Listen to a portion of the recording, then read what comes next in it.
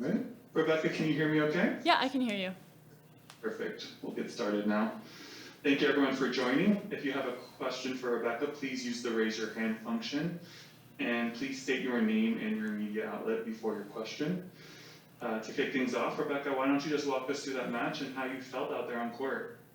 Yeah, wow, where do I start? Obviously, I'm really excited to come away with the win there.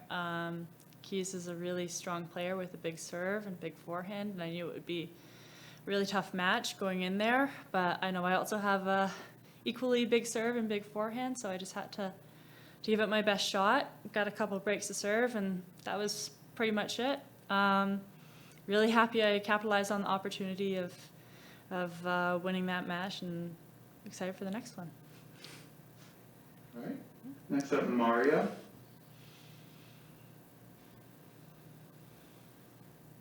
Rebecca, congrats for your win today. I'm Mario Cruz from Tennis Brazil. Rebecca, you were one of the first players who talked openly about depression, about anxiety. You had to pause your career for a couple of years because of that. So how important is for you to see this subject on evidence again about after everything that happened with Naomi, with Simone Biles on gym? So how are you feeling now, and how important is for you to see this subject again? Yeah, well, I mean, I think it's evident in the way I'm playing right now, and that I'm even back in the game, that I think it was the right decision at the time for me to step away from the game. I know some people didn't understand it at the time, but I'm really proud of the decisions I made, because it made me feel like a completely whole individual, and it made me rediscover my love and passion for the sport. And I think it shows when I play. I try to show that at least. And I think it also shows that I'm in a completely different headspace now, because I did take that time to sort of make sure that I was taking care of myself, staying healthy mentally, physically, and then come back into the game when I was ready. And yeah, I'm really proud of that decision that I made, and I'm proud of how far I've come to where I am right now. All right. Next, we'll go to Simon. Yes, Simon Servant from the Canadian Press. First of all, congrats on the win. It was a good display of power, but also a lot of touch on your part. Was it part of the game plan to attack her and try to catch her flat-footed?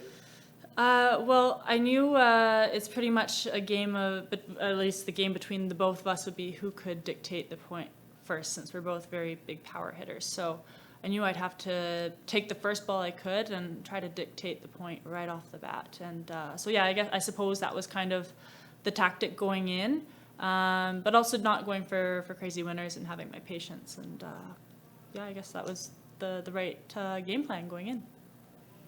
And just to follow up, how big was it for your momentum to get that first break in the first set and for the rest of your game? Yeah, of course, that was huge. To know that I could break her serve gave me a lot of confidence, and of course allowed me to feel that I could do it a second or a third time through that second set. So yeah, I think that was a really critical moment. I'm glad I was able to do it. I think it would be a different story right now, and yeah, that made all the difference. That those breaks of serves. Thank you. All right. Next, we'll go to Stephanie. Hi, Rebecca. First of all, congratulations on having your hair look that good that quickly after a match. So Thank you. have to keep it along. Okay. The second thing is, all the tennis that I've seen you play this year, you're playing at a much higher level than your ranking. But obviously, your ranking prevents you from getting into bigger tournaments and moving up. So what do you think has to happen for you to be able to get on enough of a run to play the biggest events on a more regular basis? Well, of course, that's the goal. I want to play those big events, and I do feel like I am a little underranked right now, which is good and not great at the same time. But it's using tournaments like this where I do get a wild card and capitalizing on the opportunity as much as I can to earn those ranking points and to get my ranking back up. That's what I tried to do in Australia, getting back through the qualifying, winning that first round. You know, there's ups and downs through the years, but I think I have to sort of seize the opportunities when I have them and just keep going for it as hard as I can. It's a little difficult right now with the pandemic, and everyone's rankings are kind of all over the place. So I just have to kind of keep my head down and just focus on my game and know that the results will follow as well. Has it been challenging to find places to play, try to plan a schedule, try to make decisions about where to go precisely because of where you stand and the scattered nature of what's available out there to you? Yeah, of course. It's, like you said, a matter of where my ranking is sometimes, a matter of where the tournaments are in the world. And for quite a long time through this year as a Canadian, I was dictated by knowing how long I should travel. I was traveling for 2 months at a time, and then I'd return home. I would do the full quarantine for 2 weeks, get back in my training, and head out for another 2 months. Luckily, we have the exemption for fully vaccinated Canadians now, so I can probably play around with my schedule a little bit more. So that's why I've been doing big blocks through the year and really long trips that I normally wouldn't do. So I'm hoping to sort of adjust my schedule. Thank you. Okay. Next we'll go to Mark, followed by Ben. Rebecca, Mark with TSN. What will you remember most about tonight's experience? Oh gosh, well, I think I will remember the crowd the most from the experience tonight. It was just an electric experience, and I could feel, the energy from the crowd the moment I stepped out on the court, and to have some familiar faces in my box as well. It was just so great to have that comfort and knowing that so many people were behind me. So I think that's what I'm going to take away, is just the energy from the crowd and just the feeling, that feeling of the match. Yeah.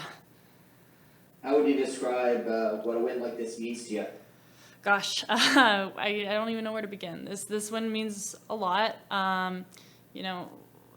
It's been a long journey back from not only coming out of retirement, but also coming back from a big injury last year and in 2019.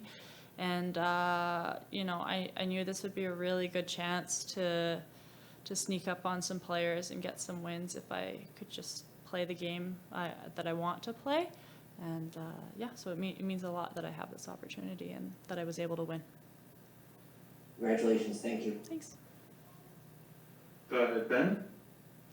Hi, Rebecca. Ben from Matchpoint Canada. Congratulations on a great win tonight. Obviously, I don't want you to look too far ahead and obviously enjoy this victory, but just looking at your second round opponent, Paula Badosa of Spain, she's having a terrific season herself. She made a quarterfinal at the French Open. What do you know about her game, and what are you anticipating in that match? It's great you're telling me. I didn't know who I was playing in the next round, so you're catching me off guard here with a game plan because I'm just finding this out. I think I have to go in with the same mentality and just focus on my game, since I'm sort of have a game style that's more. I play better when I dictate with the serve, the forehand, going after my shots, having the mindset that I belong here. And then in terms of her game style, I have to do a little bit more research on that. But I know she's coming in with a lot of confidence. She's had a good year. But I just have to do my best and know that I belong on the court there and do my best to win. Thanks, and good luck the rest of the way. Thank you. All right, it looks like all the questions we have. Thank you for your time. Thank you, everyone. Thanks. Thanks, everyone.